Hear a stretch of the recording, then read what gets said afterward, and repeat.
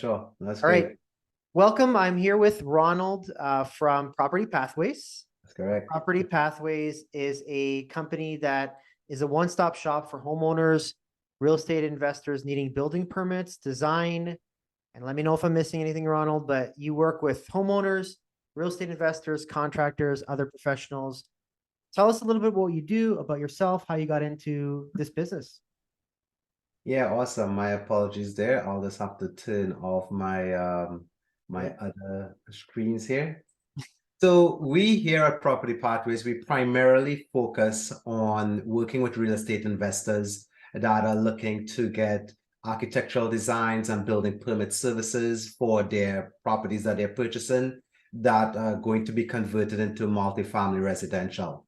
But over the years, we have expanded. So we have been in operation for 6 years. And in the past 6 years, we have grown a lot, right? So our real estate investor pool has grown significantly, but we have also worked a lot with new homeowners. So we do new builds. We also work with homeowners that have homes and they're adding additions on or placing decks, either second story additions, rear yard additions, side yard additions. So we help a lot of those type of homeowner type clients as well. And of course, we work predominantly with real estate investor focused agents, right? So that's where a lot of our business come from. Very similar like yourself, Sam. So we work with real estate investor agents and they basically would connect us with a lot of their clientele. And in doing so, that's how we're able to forge strong bonds with our real estate investor focused clients. Not to mention contractors. Contractors are a different breed of clients, but we like working with them. Some of them know what they're doing, others don't really know a whole lot. So it's an interesting group. So we definitely work with a few different group of people. But ultimately, we here just like to add value in what we're doing. And even though we do architectural design, I like to say we're a technology company because we implement all the technology that we possibly can to help enhance the end user experience.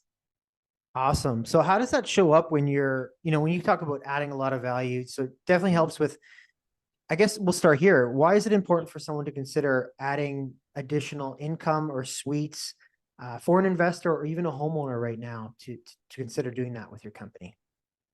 Oh, yeah, absolutely. Well, I think where our clients are coming from to begin with is that they're either looking to invest in real estate to create a stream of income, right? And you're well aware of that. And then secondly, I mean, some homeowners are really doing it to extend their existing living quarters for possibly housekeeping, possibly extended family, caregivers, and so forth. So we have certainly found that.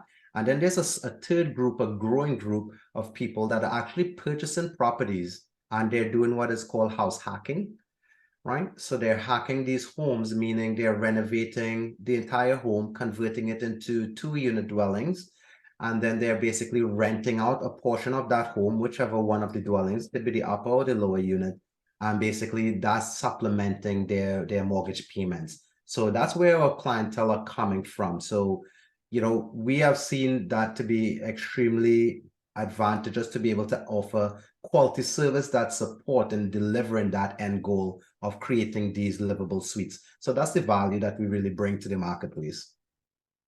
That's okay, great. So there's definitely a lot of planning and architectural drawings, making sure that things get approved. There's lots of things that you know about zoning in different areas and regulations and all that. Oh, yeah. How do you create synergy with what do you do to create synergy with the contractor to make sure that they're on page with the drawings? How does that work when it comes to that? Oh, wow, that's actually a loaded question because it really begins all the way. It begins Yeah. from the moment the client is purchasing a property. So I will get to the contractor piece of this, but I'll try to break this down succinctly as I possibly can here. But when it comes to purchasing a property, a realtor is oftentimes going to send us an address. Once they send us an address, then we will then do what is called a suitable review. That suitable review encompasses all the nuances. So it's essentially a feasibility sort of review where it is we look at all the zoning requirements, parking requirements, setback requirements, whether or not the property is located in a conservation area, whether it's in a heritage area, whether there are easements on the property. Like we'll look at where the fire hydrant is and so forth. So essentially, we want to make sure that the property is suitable, right? So we call it suitable review. Now, once we have completed a suitable review, we create a video recording, a short 3 to 5 minute video recording containing this information. Then we send this off to our clients. They would then review it. And when I say our clients, I'm talking about you, a realtor or a contractor that we might be working through with the client. Now, once we have gotten that zoning and the client purchases the property, they engage our service. We then come out to site and we do a site measurement and we do an on-site consultation. Now, that on-site consultation, of course, we extract all the information. And then, of course, we prepare permit drawings. When the permit drawings are prepared, then we, of course, submit to the building department. The building department review those drawings. And then, of course, once those drawings are issued, and I'm going to use the word issued and not approved, and I'll tell you why, because when drawings are issued by the building department, remember the city still has the right to revoke your permit if something was missed during the review process. So when a permit is issued, of course, we walk that through with the contractor and we explain to the contractor what needs to be done. Now, think of the architectural drawings and your building permit application and all the supporting documents as your manual for building these units, right? Just like your computer comes with a manual, your phone comes with a manual, I think, right? And most other electronic stuff comes with a manual. Well, guess what? Your building really does not come with one, but that's what we create, a building manual for the end users and contractors to use as a tool to get this thing built, right? So hopefully that kind of answers your question. Yeah, that makes a lot of sense. So it creates a lot of guesswork out by creating a blueprint literally as well for what you can create. In the event someone sees, and I know that sometimes you go to the different sites and mapping and all that, you look at the zoning. Right. If they would like to create additional use that maybe is not part of maybe it's vague that zoning does allow it, and maybe it's not.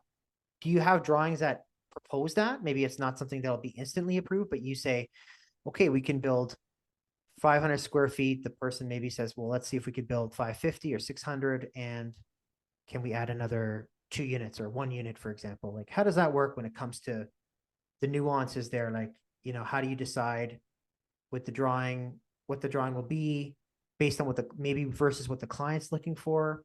Does that make sense? Mm-hmm. Oh yeah, absolutely. That makes a lot of sense. And I'll be honest that like we get that question all the time. But what that question kind of take the form it kind of comes in this form. They'll say like, I just purchased a property with an existing unit. What do I need to do? Right? And it's often called a legal non-conforming. Right? I'll say the whole idea of a legal non-conforming, there's a lot of misconceptions surrounding that. And the reality is it kind of falls into 3 categories. I'll try to break this out real quickly here. The first category is a property that you purchase that needs a unit and you must get a building permit. Right? So you have basically an unfinished basement and you need to put a building permit, you need to get a building permit in order to construct or install a secondary dwelling unit. The second category of projects is a project that is quote unquote legal non-conforming. This property, and I say quote unquote because I'll then tell you what's a true legal non-conforming, a property that you have purchased that was finished, right? It's a finished project. There was no permits pulled for the rental space that is finished. And you now need to go through the building permitting process. You still need to apply for a building permit and have everything brought up to code. And it still needs to comply with the current existing zoning bylaws, right? So that's the second category of properties. And then your third category of property is really looking at properties that have been in existence since, and forgive me if I'm wrong here with this, but I think it's July 14th, 1995. If your property existed before that and was operated as a legal rental unit, then you just have to basically provide records to prove that, as well as some sort of affidavits from someone that can confirm that, right? So that's kind of the three categories that are of projects that people sort of come to us with. Now, the thing is, when you come to us with a project, if it does not comply with zoning bylaws, which is kind of the main driving thing, this really determines what can be, what a particular plot of land can be used for. If for some reason your property does not comply with the existing zoning bylaw, then we oftentimes turn our back and walk away.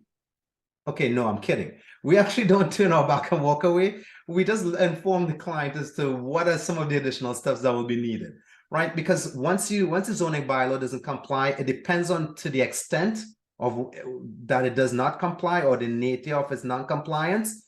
It then determines what is going to be the next steps. So for example, if you have a property that has a driveway and the bylaw says you need to have parking side by side, but your driveway is just a single parking, then you would have to apply for what is known as a minor variance. So you have to go to the committee of adjustment. I'm sure you've heard that before. You probably had a lot of clients that have been through that process.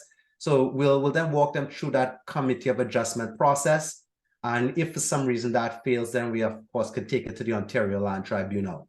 So when we engage a client, the first thing that we really want to do is make sure that zoning complies in every regard, because even though it may seem silly to the untrained person, why does the parking need to be, 2.5 meters or 7 feet for a parking spot? My car is not that big, right? That might seem silly, but because it's a law, it's the bylaw, right? You by law need to have that, or else it will be considered unlawful. So we help clients from the onset of the zoning bylaw review to get all the information they need, so that way we can then begin to talk about design, layout, and OBC requirements and so forth.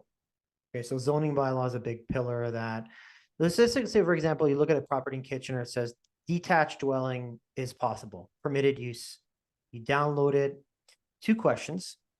What's the difference between the old bylaw and the new bylaw coming up? Because I know you're an expert on this. So that's one question. Second question is, if this person looks at this and says, okay, I can do a detached dwelling, amazing. What do you do to determine how big that dwelling can be? Let's say I'd like to build a coach house, or I'd like to build a whatever it is. How do you determine how big that dwelling can be so that way you can create the drawing of the owner's manual to get the permits approved, if that makes sense? Yeah, so those are obviously 2 loaded questions. And yes, I am definitely an expert when it comes to zoning bylaws and what they contain, because we do a lot of those. I will say this, and I have not looked at the zoning bylaw in Kitchener in recent weeks, I would say, but I do know, as per Bill 23, which is More Homes Built Faster, that was just enacted, all municipalities are now revising their local municipal zoning bylaws, which means that it has to be revised to allow for up to 3 dwelling units per lot. And most municipalities are going above and beyond that, simply because there is a real need and there's a real housing crisis, right? So most municipalities are actually addressing that and being very aggressive with what it is they're proposing in their new zoning bylaws. We have just completed a number of projects in cities. I can name a few for sure. Of course, Hamilton, they have just recently updated their zoning bylaws just to the end of last year. Bradford is going through a complete review of their zoning bylaws. Burlington is doing the same thing. Kitchener as well, completely revising their zoning bylaws. I think I mentioned Burlington, Oakville. The last I would mention here is St. Catharines. They're also doing it, though it's not very publicly known. They're also going through that very same process of amending their zoning bylaws. So when it comes to actually looking at a property and determining whether or not you can add multiple dwellings, some of the things that you obviously want to look at is the Well, first thing I would say is parking. What is the parking requirements on a lot? Like parking is probably the single most restrictive requirement that actually removes a bunch of properties from being able to be converted into multiple dwellings without a minor variance. What if they could add parking in the lot was big enough to add parking, but it wasn't Mhm. there already? Could that Mhm. something be done there? Yes, absolutely. So if the lot could accommodate parking, but it did not exist before, then you can absolutely create that additional parking by cutting the curb, widening the driveway, once you still maintain the necessary setback buffer and so forth, depending on what's the adjacent lot and things like that. So if it's a interior lot, you basically can go all the way up to the property line with your driveway in most cases. In some cases, if your property is adjacent to like a school or some sort of commercial property, there might have to be a little bit of a buffer in between your driveway as well as the property line. But that's one of the core requirements that absolutely needs to be looked at when you're creating these units. Now, I mean, so far we have really been looking at just zoning requirements, right? But I want to talk about this whole idea of these triplexes. So a lot of these properties today or zoning bylaws are allowing for now 3 residential units in a single building, right? This is huge. This is huge for real estate investors, but it's also huge for even homeowners, right? That are looking to create sort of a multi-generational housing setup, right? So it's really advantageous, but there are some limitations that all of these properties have, right? And just to name a few of them from a servicing standpoint, so we're not even looking inside the building, right? Just from the exterior side, water and electricity. You can't actually have a building without those two things. And if you're going to actually serve a triplex, and if you're going to serve a triplex with electrical and the water, you oftentimes need it has a higher demand, so you need to get more power and more water to the property. So that's oftentimes a limitation that needs to be addressed, but it could be limited depending on whether the actual city has the capacity to increase that type of service to your property. Okay. Yeah, we actually had a client when he bought a single family, he's turning into a triplex, and he said the same thing. You had to upgrade the water. It was definitely the water line was something he had to take into account for sure. So you mentioned that there's definitely a need for housing, more homes built faster act. Where is this showing up right now? And why is it important that we're increasing housing? Like what trends are you seeing right now with your services being in demand, more people building, et cetera? Yeah, absolutely. So I actually think like it's great for the entire industry. Mhm. So of course there's a little bit of I would say a headwind that the I guess the real estate sector is facing, obviously with interest rates that were going up, like 8 interest rate hikes in 2022, and that really slowed the market. But based on current projections, it's like we have reached the bottom of the market, and that is also sort of verified or validated by the fact that the last 2 interest rate hikes did not happen and everything just remained flat. So that's starting to bring a lot of interest back into the market. Now, this is obviously being driven and really what's driving the demand here is the immigration policies, right? So immigration policies is definitely driving the demand for housing. And then, of course, we have a government that is pro-housing for obvious reasons, and they're implementing housing policies and housing legislation that will support that in various municipalities. And to layer that, we have municipalities that are very pro-housing, even though there are some limitations and there are some pushback, but they all realize that there's a real need.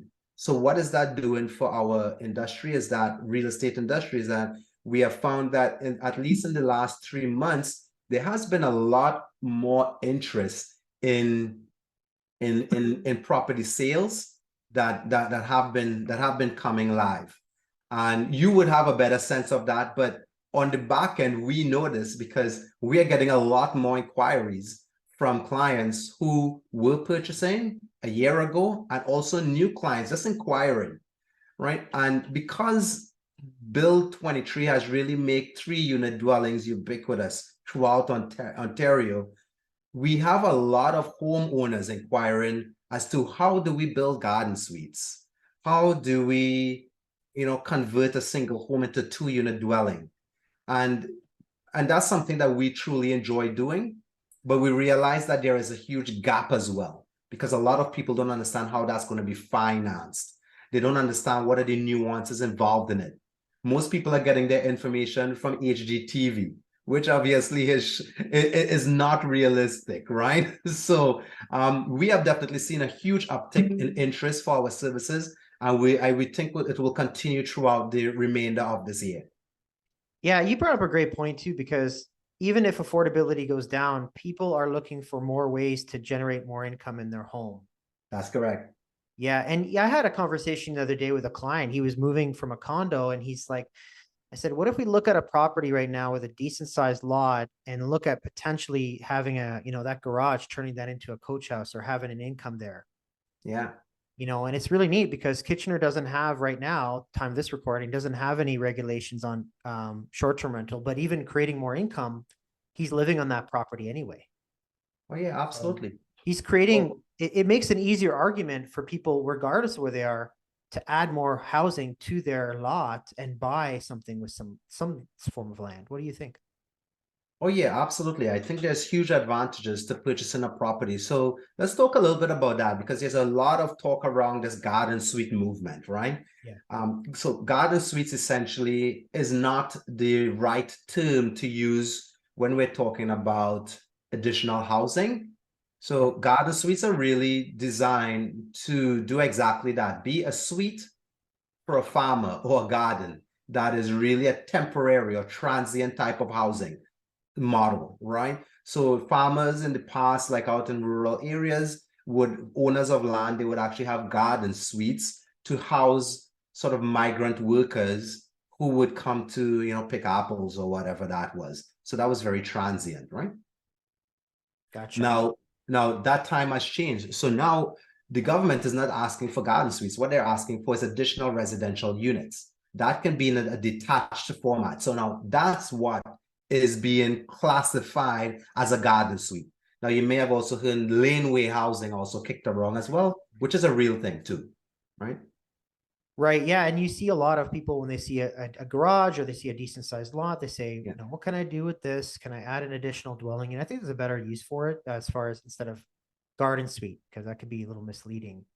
Oh yeah, absolutely. Well, if you have an existing garage on your property, that's a gold mine. And I say like that's kind of like oil coming up to the surface of your lot. Like just like oil, like whoa, you don't even need to drill a well. So basically it makes it very, very appealing or very easy to convert a property if you have a garage that is built well and a garage that even has power run to it. In some cases, there are. So if you purchase a property with an existing garage and it has power in it and it's in good sound structural condition, then that's a great property that you can certainly install an accessory dwelling unit detached in with minimal requirements. Why? Because if it was built before the passing of the I would just say last bylaw, whichever municipality that is, if that garage that exists was built before the passing of that last bylaw, chances are you would not need to meet the requirements of a new garage or secondary dwelling unit zoning requirements. And that can certainly have huge positive implications. Okay, excellent. So homeowner, someone's looking to purchase, they look at the lot, they have a consultation with you to determine what their goal plan is for that property, to figure out what they'd like to do, what their long-term goal is. Yeah. And it also helps, like you said, add additional housing, income. There's a shortage of housing. How would that, why is it important to potentially, or I guess, how would that impact the ability for the property to perform better, to add value to the property by adding 1 or 2 units? And are you seeing this more often now, right? Especially with Toronto and in Hamilton and in Kitchener? Oh yeah, 100%. So clients are no longer doing BRRRRs to 2-unit homes. That's actually no longer a thing because it's not actually a lucrative strategy for a real estate investor.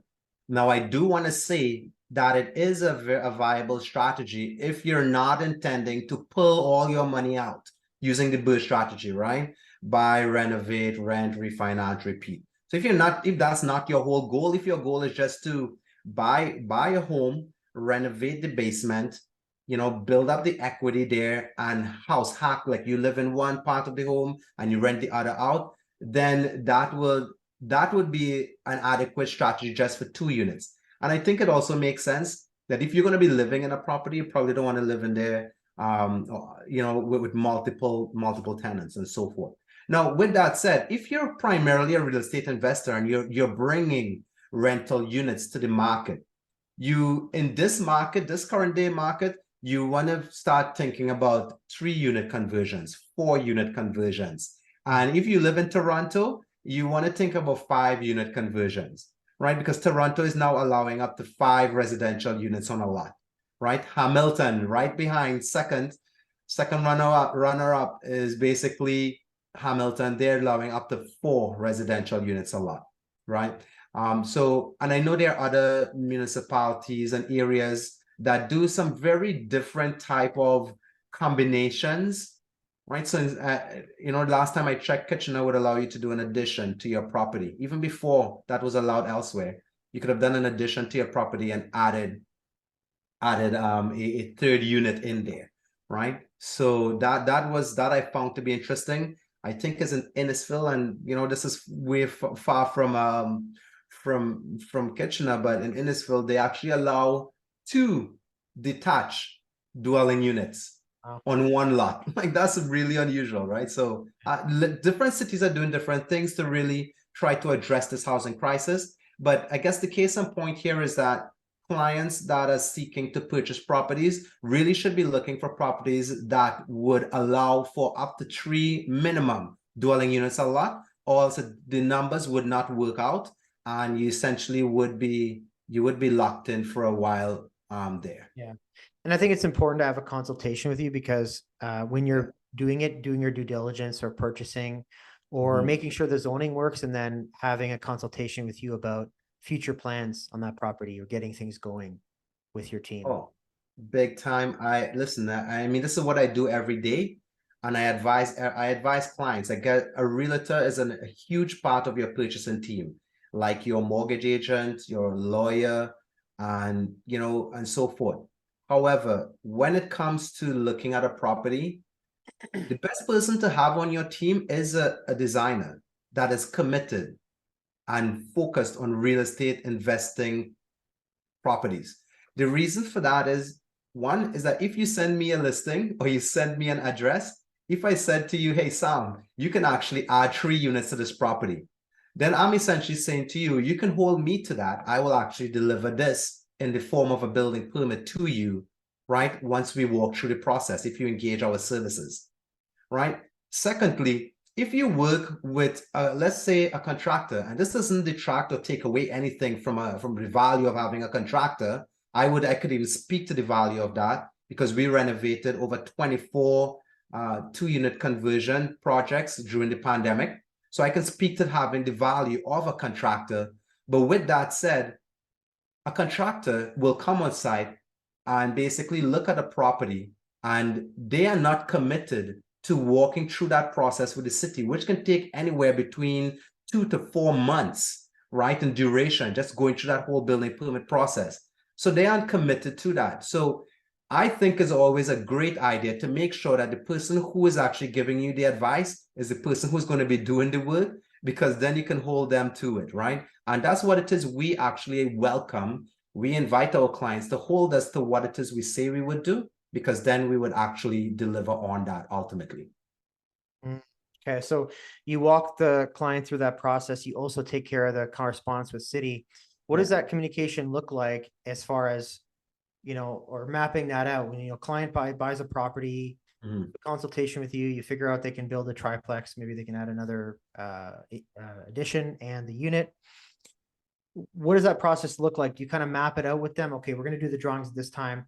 Then we're going to be in touch with the city. Here's the, any applications or minor variants. What does that look like when it comes to putting that together? Well, that's a fantastic question. I think most people need to understand this, that it is a very lengthy process and it is one that does require a lot of steps. Here at Property Pathways, we have developed a 9-step process. I don't even think you even may have known of this, but that's just such a great question, because what that process is designed to do is a mind map. It's a flow chart that helps clients see how it is we're going to navigate the entire process. And so it usually begins with us, right? From a consultation, a very similar type of Zoom consultation.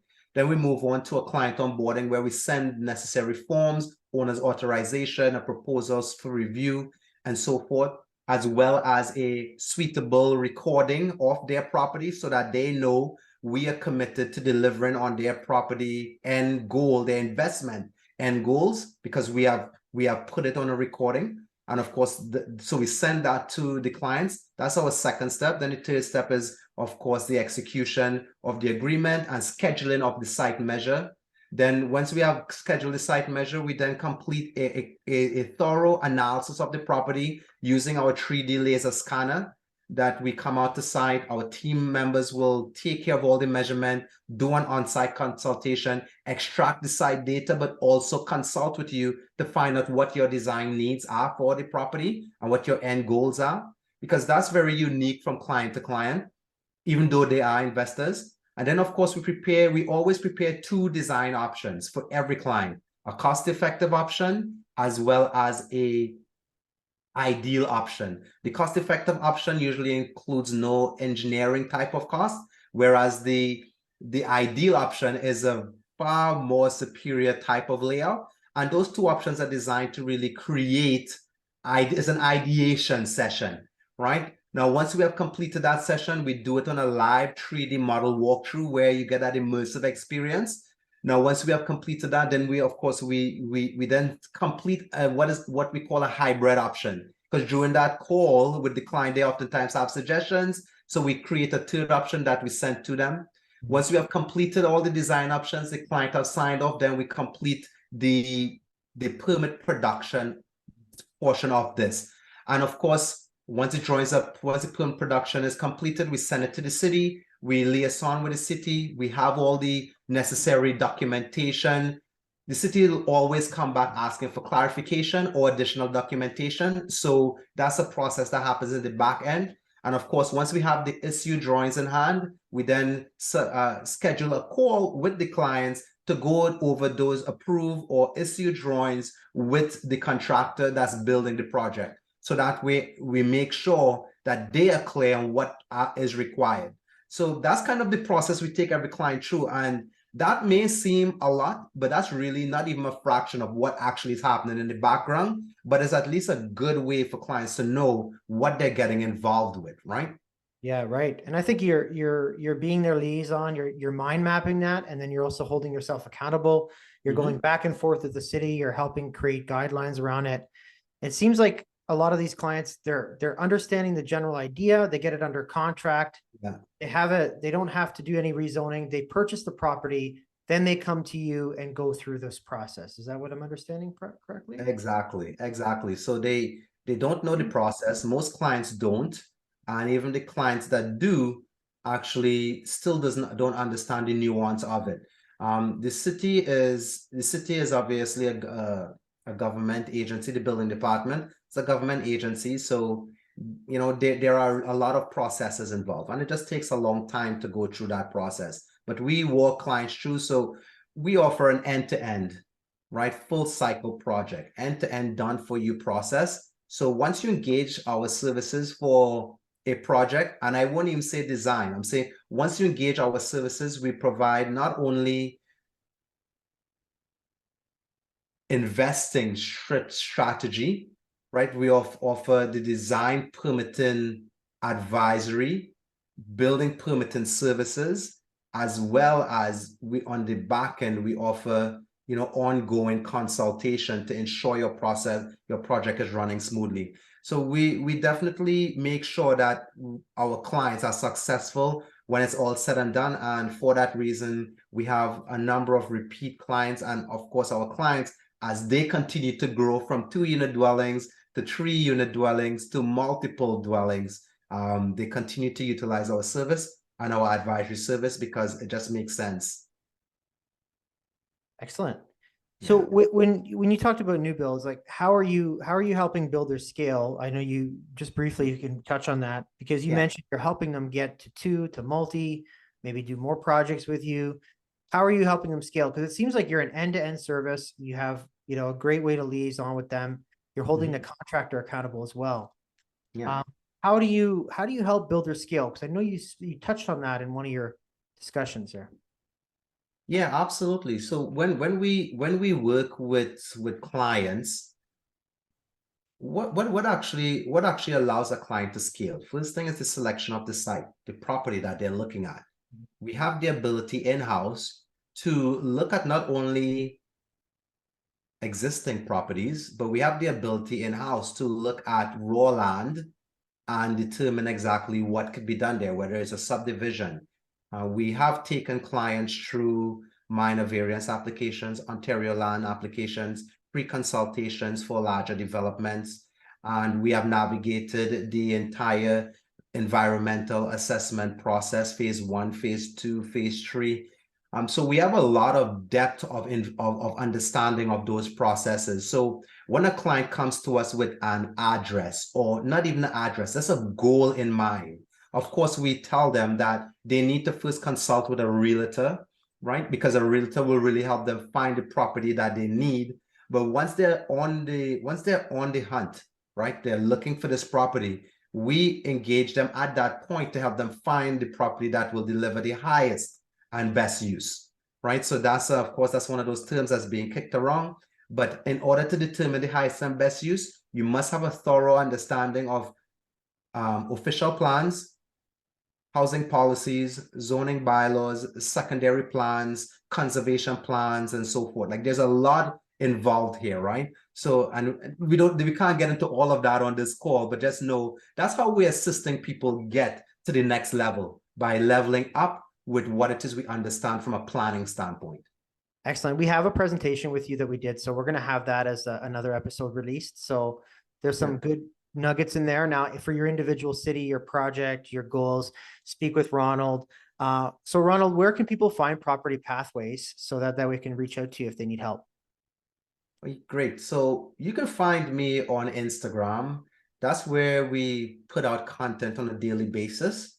We try to make sure that the community is informed, but you can also DM me directly through Instagram. My contact information is also there, my email address, as well as phone number, our office phone number. So you can reach out to us on Instagram at Property Pathways, right? So Property Pathways, that's our handle. You can also see that we are posting videos on YouTube as well. You can't find us on Facebook. We are not super active on there. But it's always a great idea. If you go to our website, www.propertypathways.ca, you can actually find our website there. Go to our contact form. We have a really immersive and interactive contact form that would allow you to select some components and then schedule a call using Calendly to a 15-minute consult. I will always sit down with anyone who would like to talk about this sort of stuff because this is what we do. I truly enjoy it, and I think it brings a lot of value, and I've been told it brings a lot of value to what it is people are trying to build, which is their wealth. Well, thanks so much, Ronald. I know it helps our investors tremendously. More need for housing. There's a lot of things we touched on. You touched on some great points in this episode. So we appreciate your contribution in helping our investors and people create more housing and build their wealth. Absolutely. Well, thank you very much for having me, Sam. We can always do this again. Just let me know when you're ready, and I'm good for it, my friend. Thanks so much, Ronald. You have an amazing day. You too. Thank you. Thank you so much.